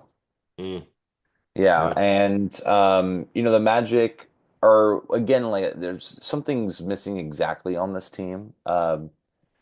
Desmond Bain is helping out when he can, when Franz Wagner is playing, when he's not injured, like is helpful there. Jalen Suggs is now out with a bit of an injury, I'm pretty sure. So it's been kind of up and around, but they're still winning games. Seventh seed currently in the East, and I think Paolo Banchero has just been very solid for them, even though I know he missed some time. And the Magic slipped in the standings, just goes to show how important he is for this team. And I wish I could shout out more Magic in this, but I just think they're still trying to figure things out. So if I had to give it to someone, it'd probably be Paolo for the Magic. I think they deserve some representation. Yeah. All the way up to the fifth seed, so it Yeah. does seem like they should have somebody. Yeah. And then number 12, I have our favorite, Norman Powell. Had to. Yes. Had Yes. to. He needs to be an all-star because he got robbed. But that is my 12. What is your last all-star, Eastern all-star? My last Eastern All-Star. 41 games, 24 points, 7 rebounds, 4 assists, 48% from the field, 38% from three, only 68% from the line, which is not great. Um, on the worst team in the I was Eastern gonna say, is it Conference Pascal Siakam, is right? Pascal Yeah. Okay. Siakam. Yes, he's been good. They haven't been good, but he's been good, and I love him and want to reward him for being awesome. More so than I mentioned, Brandon Ingram is one of my kind of alternates, honorable mention, injury replacements, whatever. The other two people I had really kind of considered that didn't end up making the team. I didn't have Paolo, I had Franz. Franz, I think, is having a better season than Paolo. Um, just averaging a little bit more, playing a little more consistently. Paolo's percentages are quite bad this season, Mhm. so I think that's maybe why I leaned Franz. And then just because the Pistons are the one seed, I do have Jalen Duren as like a guy right off the cusp. He's averaging like 18 and 12, which is pretty good, and he's actually like playing defense. Um, but ultimately, I wanted to reward I kind of spread it out. Really, I only had one team with two All Stars, and it was the Knicks with Cat. So those are like the three guys that were next on my list. Um, did you have any sort of backup names in mind or anything? Yeah, I had Pascal Siakam, who's my 13th, kind of Mm. there. I'm just kind of like floating around. It's tough for me to get over the fact that they're so bad in the They're East. so bad. But he's playing really well, and I love to see that for them, trying and the effort. So I gotta love that. So So yeah, why don't you recount your full bench for let's me? do it. Yeah, so all 12. We're doing 12, right? You We're can just do wanting the to do the whole, yeah, we bench. can do the whole thing. Do the bench. We might Well, as well do so the whole so thing. yeah, so my starters in the East, I have Giannis Antetokounmpo, Cade Cunningham, Jalen Brunson, Jalen Brown, and Tyrese Maxey. Coming off the bench in the East, I have Donovan Mitchell, Karl Anthony Towns, Jalen Johnson, Derek White, Brandon Ingram, Paolo Banchero, and Norman Powell to round it out.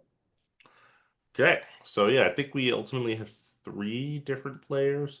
Yeah, Um, my East starters: Jalen Brown, Tyrese Maxey, Donovan Mitchell, Jalen Brunson, Cade Cunningham, and then for the bench in the East, I had Jalen Johnson, Giannis, Michael Porter Jr., Scotty Barnes, Norman Powell, Karl Anthony Towns, Pascal Siakam. So I think I had MPJ, Scotty Barnes, Siakam, yeah. whereas you had Brandon Ingram, Paolo Paolo, and Derek White. Derek White. Okay. Yeah, Um, yeah, I don't hate that. For me, that ends up being, by the way, 10 USA guys, two world guys for the yeah. Eastern Conference. And for me, just one world guy, right? Because just Giannis. Yeah, because I had Siakam was my one of Yeah, my world guys. So exactly. So I very guess I have USA seven heavy. in the West. Yeah. So the West is basically the The world international team. team, and the Yeah. East is the USA team. All right. Shall we dive into the West? Let's dive into the The West. Wild Wild West. All right. Wow, So wow, West. in the West, number one, Number I one. have. I hope he still qualifies. Nikola Jokic. Okay.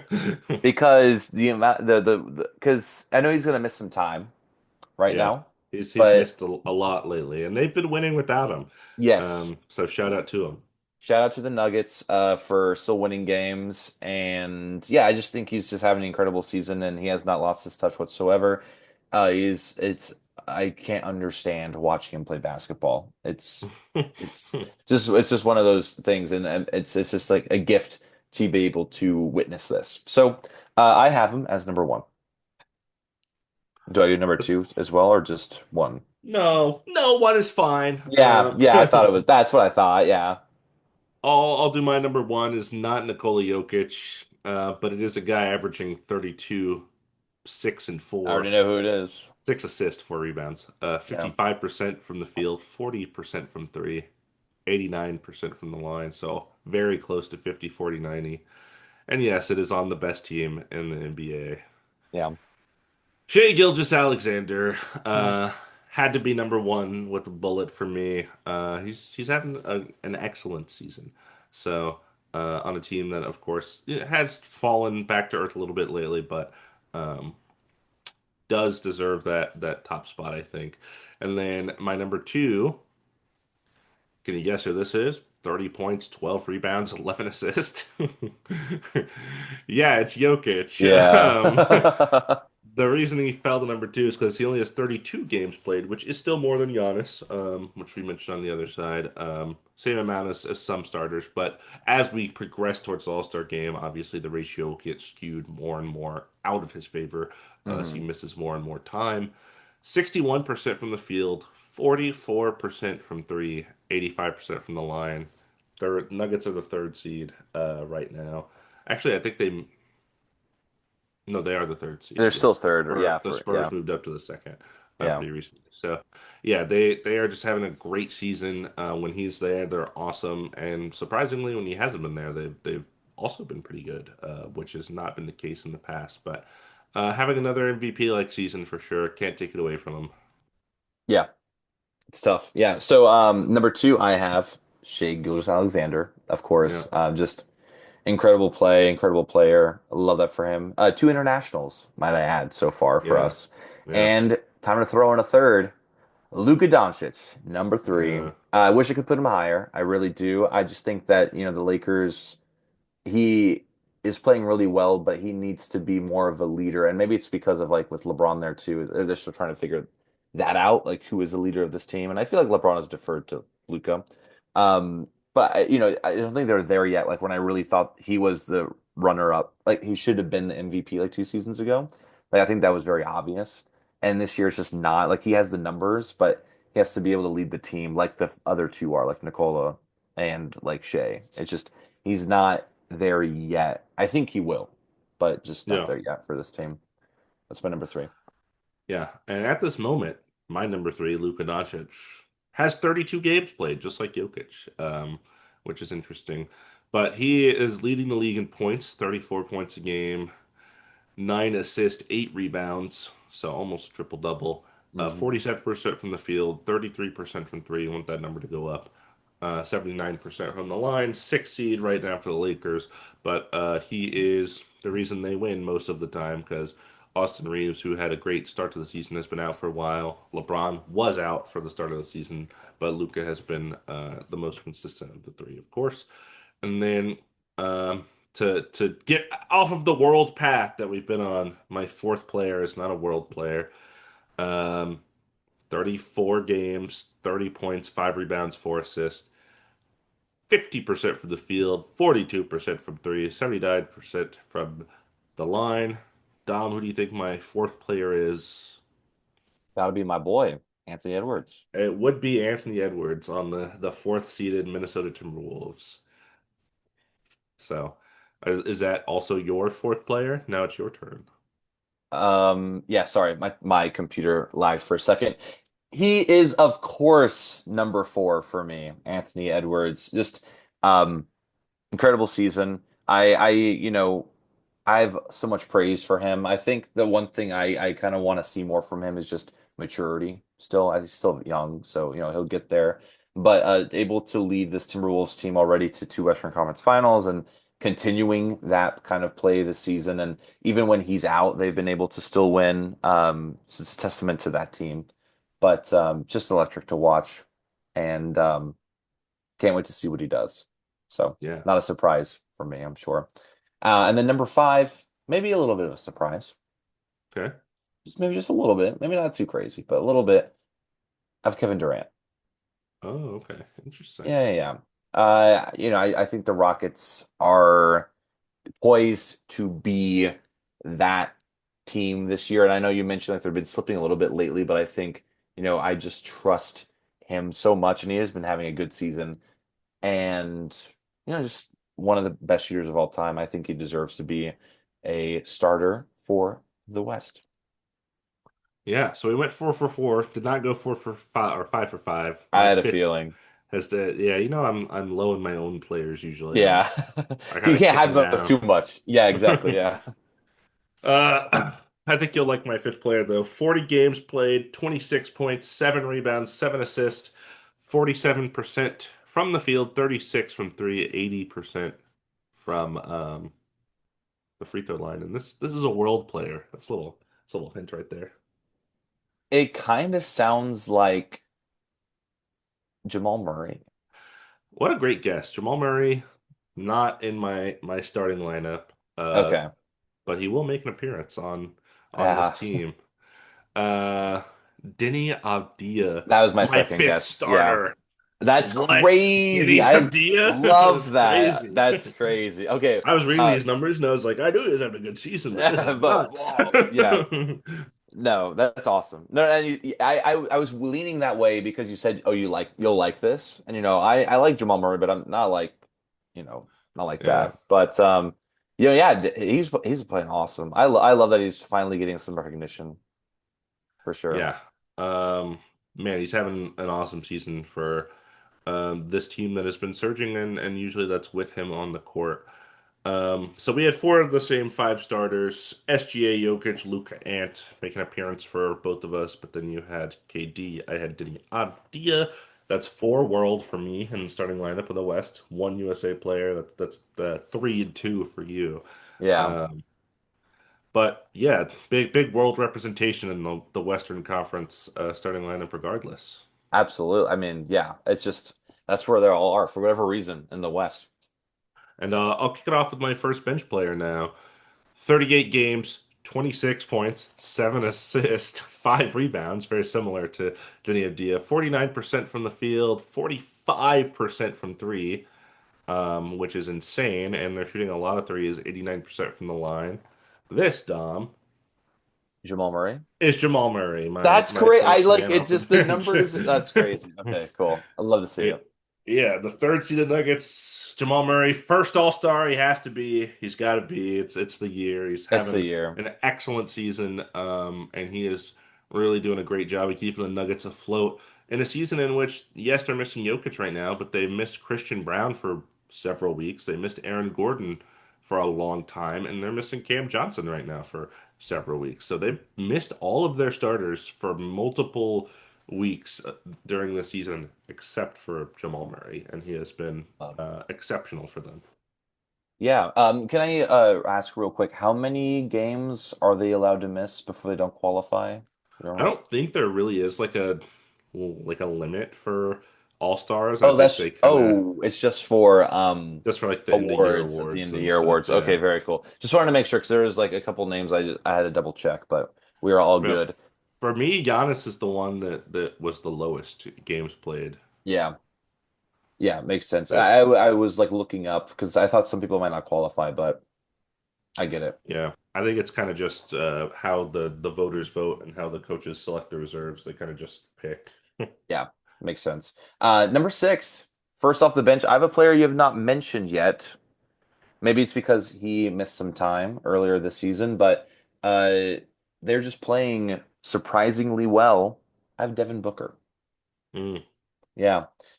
Just it's kind of been the other guys that I've lifted up the Suns higher because Devin Booker is pretty consistently a very good scorer, but I think it's the rise of Colin Gillespie and I guess I don't know what to call it, just Dylan Brooks playing Dylan really Brooks, well. yeah, he's he's Um, been uh, which he's is been that guy. strange to see, yeah. But yeah, just the fact that the Suns are just out of the play-in, almost in the playoff picture, is something I don't think anyone thought of. And I think, Yeah, Devin Booker is their leader, and I just yeah, I like what he's doing so far over there. And I think I like it too because they're playing when they're playing, they want to win, but they don't really think they're contenders, so they're just like playing good basketball and having fun and winning games instead of like all this pressure that was there with when their KD and Beal were there, like everyone's eyes were like, "Oh, Suns are contenders." Now they're just able to play basketball and it's kind of nice to see them take a sigh of relief and just play the game. Makes me enjoy it. And that's even without Jalen Green playing really yeah. out at all. So just wanted to give a shout out to Devin Booker. He's always Mr. Sun over there for sure. Yes. Is And that your then first guy or you have another guy, right? yeah, I have one more. And Uh, number seven, I have probably to no one's surprise, should be an all-star. I know he missed a lot of time, but Victor Wembanyama. yeah, Got to be mentioned.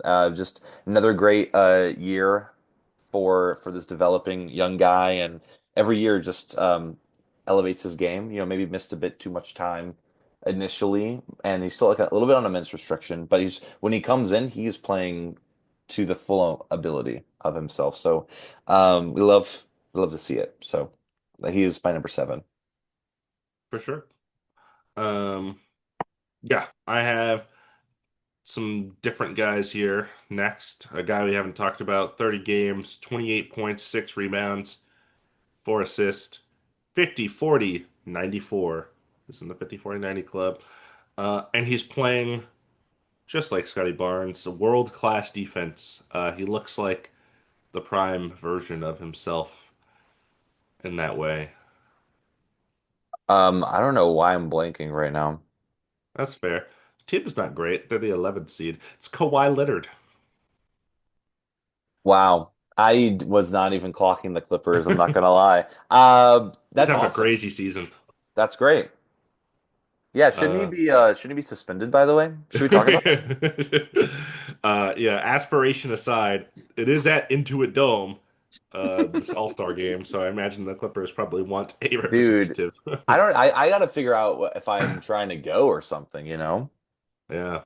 I think it might be my birthday weekend, or might be the weekend after because of the Super Bowl. It's the 15th, I think. So Okay, yes, it's the weekend after. So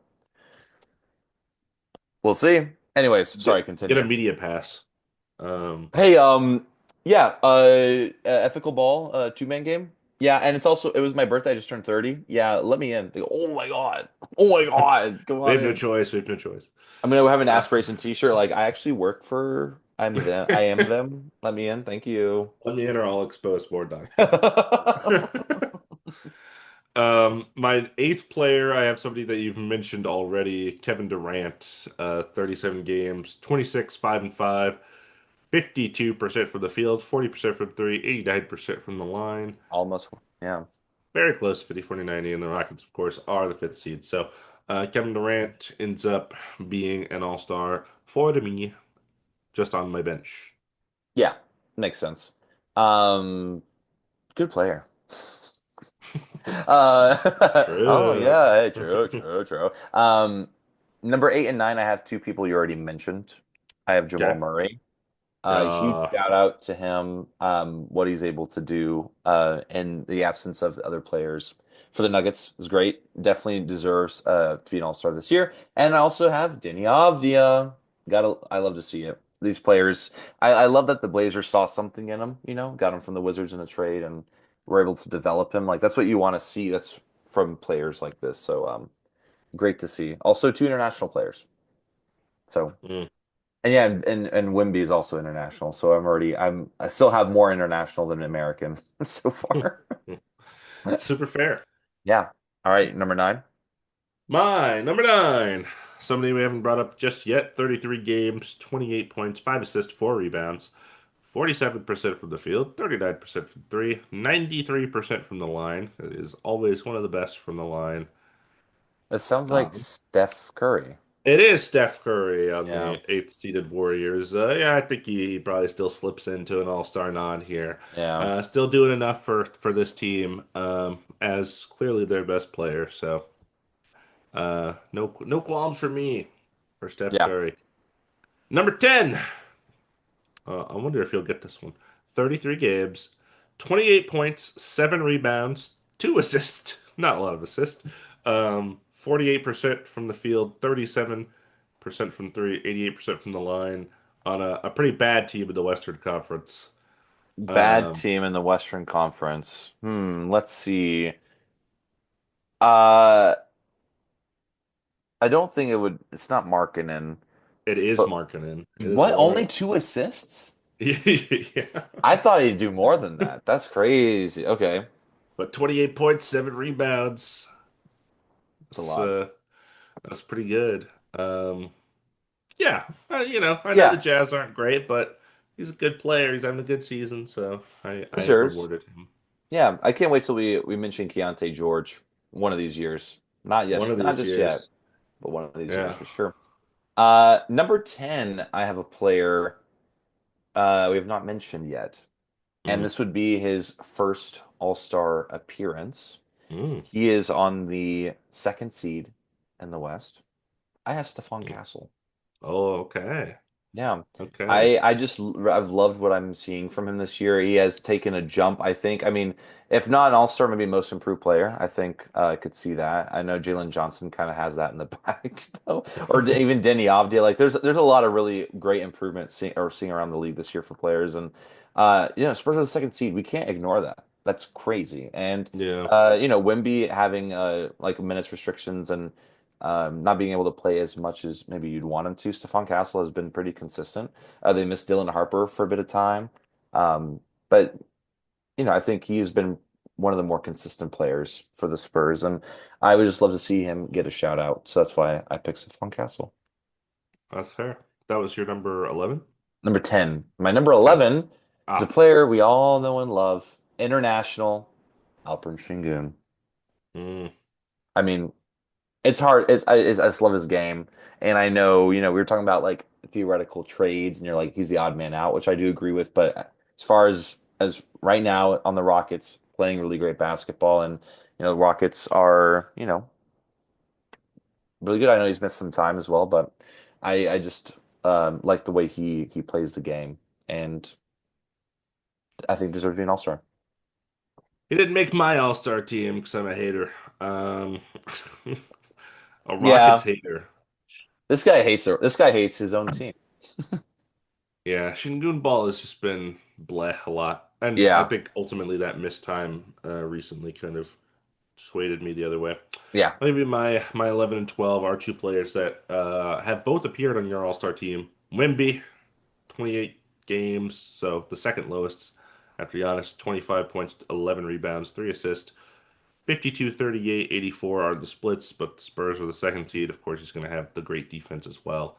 Hmm. Um, so he's there. And then my last guy that snuck on here, Devin Booker. Um, 38 games, 25 points, 6 assists, 5 rebounds, 4 rebounds. I lied. His efficiencies are quite bad, though, which is why he fell all the way to the bottom. 45% from the field. It's not great. 30% from three is really not good. And then 86% from the line. But the Suns being a 7 seed, I think, are a shocker to most. I don't think anyone really anticipated them to be uh, nearly this good. So Yeah, for them to be kind of almost out of the play-in right now is impressive, and he has definitely been their most consistent player in that respect. yeah. Number 12, I have someone you mentioned already, and that is the legend Steph Curry. Of Yes, course, sir. he's got to get in there. So, just yeah, having a great season. Warriors are still relevant somehow, even though they're all playing on crutches. So, Yeah.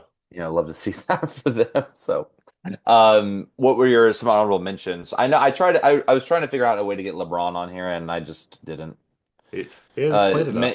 I know he missed so much time. Yeah. That was why I was really asking about like the playing, how many Mm. games I and mean, stuff. I think there's like a chance he still makes it in the real world because he's LeBron, but Of course, yeah, he's not making my All-Star team. Um, he's like 23 games, I think. So, yeah, it's um, pretty low. my first three guys I have, the first two I think do deserve to be All-Stars, but their teams are so bad, and they already had a guy I put on my All-Star team that I couldn't possibly even think about putting a second guy. Yeah, One of those guys is Harden. Harden's yeah. having a really good season, but they don't get Kawhi and Harden. They're the 11th seed. They just don't get both. I think Kawhi's defense has been so good, so Kawhi ended up getting the nod for me. And then you mentioned this guy, Keontae George. Boy, he's having a great season. He's like 24 and 5 on really good efficiency, and the Jazz aren't pretty. The 13th seed. They lose some games really, really horrifically. But then So they, sometimes they really fight. Like they almost yeah. win some like really good games against some really good teams. So I just don't think he's been better than Markkinen. So, and yeah, of course, the Jazz will never get two All Stars. So that wasn't going to happen. And then the third guy I had is like a guy I kind of felt a little bit bad about because he's actually I think he's played like 43 games, which is more than anyone I've had on here, and his stats are like fine, but his efficiency is like a little low for me. Was Julius Randle. Um, that was my next. Okay, yeah. I was hoping you were just gonna shout him out because I think he's been able when Ant is out, been able to also play really good for them. Yeah, I couldn't quite get there with Chet as like the Thunder second guy. I know they're the one seed, but I didn't think he had been quite impressive enough this season. Yeah, I didn't get there with Castle. Of course, Fox missed a bunch of time at the beginning of the year, so he wasn't in my kind of radar. I didn't even have Shingun um, either. So I think we went 10 for 12, if I'm not mistaken. I think I had Laurie and Kawhi, and you had yeah, Castle and and Shingun. Shingun. Yeah, Um, yeah, let's run through our Western Conference teams. after you. My starters, I had Shea Gilgeous-Alexander, Nikola Jokic, Luka Doncic, Anthony Edwards, and Deni Avdija. My bench, I had Jamal Murray, Kawhi Leonard, Kevin Durant, Steph Curry, Lauri Markkanen, Victor Wembanyama, and Devin Booker. My West starting lineup, I have Nikola Jokic, Shea Gilgeous-Alexander, Luka Doncic, Anthony Edwards, and Kevin Durant. Coming off the bench, I have Devin Booker, Victor Wembanyama, Jamal Murray, Deni Avdija, Stephon Castle, Alperen Şengün, and Steph Curry. Yeah. So So, ultimately five differences. That's not too bad. And then yeah, this is a set, four in the starting lineup international for me, one USA, and then three international on the bench for USA. So Yeah, so definitely all the nice. international shout outs I wanted to kind of so we got Nikola Jokic, Mm-hmm. Shai Gilgeous-Alexander, Luka Doncic, uh, Victor Wembanyama, Jamal Murray, Deni Avdija. I have Alperen Şengün I had Laurie. and Laurie, and then Giannis. So that's eight. And then you had Pascal, right? So I that's had Pascal. that Yeah. was the one. Okay, gotcha. Yeah, all amazing players. So pretty cool. Interesting to see if it turns out that there are eight voted in, and then we don't have to have Adam Silver pick, which is super weird. He just picks to some random. I don't know. This guy just Yeah, I mean, seems, he in the past he's had that responsibility for the injury replacements. and it's been Um, weird.